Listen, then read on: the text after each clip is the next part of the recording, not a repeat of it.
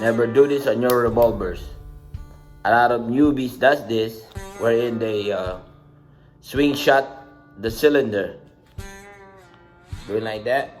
It's not gonna shot because I'm protecting it with my forefinger, but usually they will do this to shot it close, like cowboying it.